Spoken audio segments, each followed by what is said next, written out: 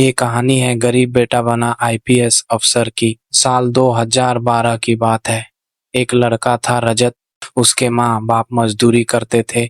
दिन रात मेहनत करके जो भी थोड़ा बहुत कमाते, उसी पैसे से रजत की पढ़ाई चल रही थी।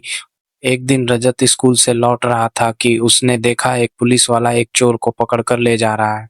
वह चोर के हाथों में हथकड़ी लगा चुका था और अब उसे जीप में बैठा रहा था।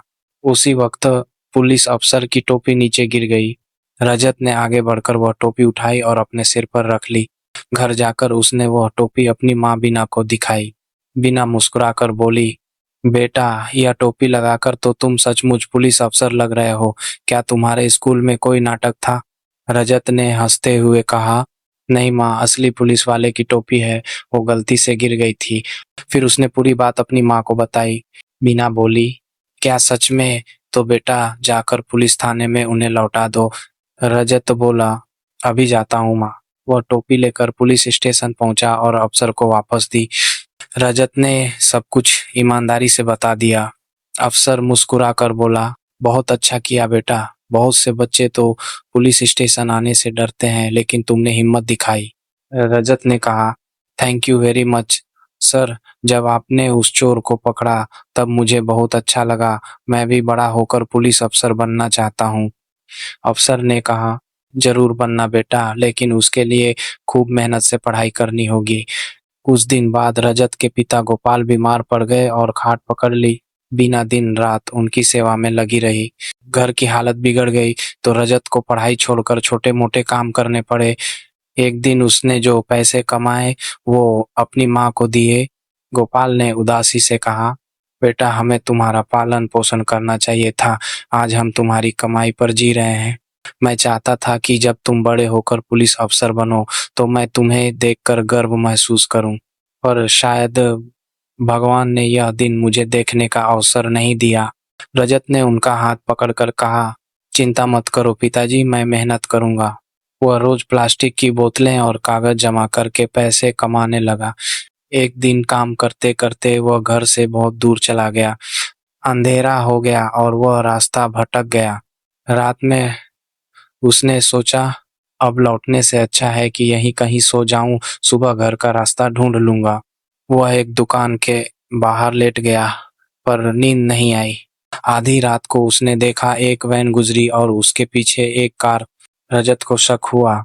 वह चुपचाप उनके पीछे पीछे चल पड़ा। दोनों गाड़ियां एक बैंक के पास रुकी। वैन में से कुछ लोग नकाब पहनकर उतरे, ताले तोड़े और बैंक के अंदर चले गए। कुछ देर बाद वे पैसों की गठरियां लेकर बाहर आए और उन्हें कार में रखकर भाग गए। रजत यह सब एक कूड़ेदान के पीछे छिपकर देखता रहा। जैसे ही वे लोग गए, वह दौड़ता हुआ पुलिस स्टेशन पहुंचा। उसने सब कुछ पुलिस अफसर अशोक को बताया।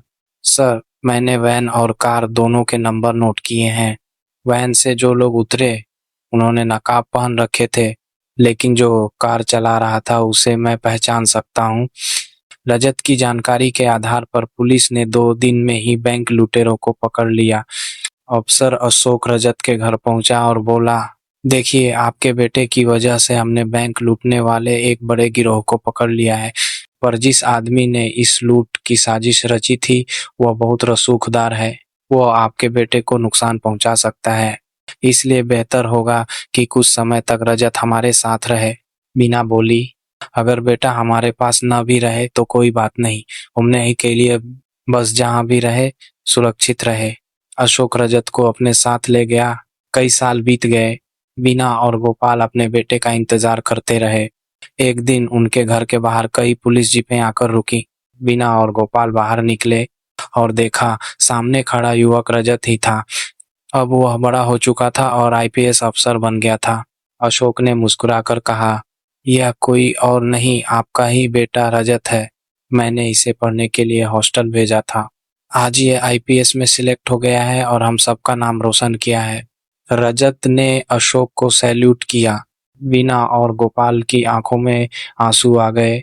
उन्होंने भी अपने बेटे को सैल्यूट किए।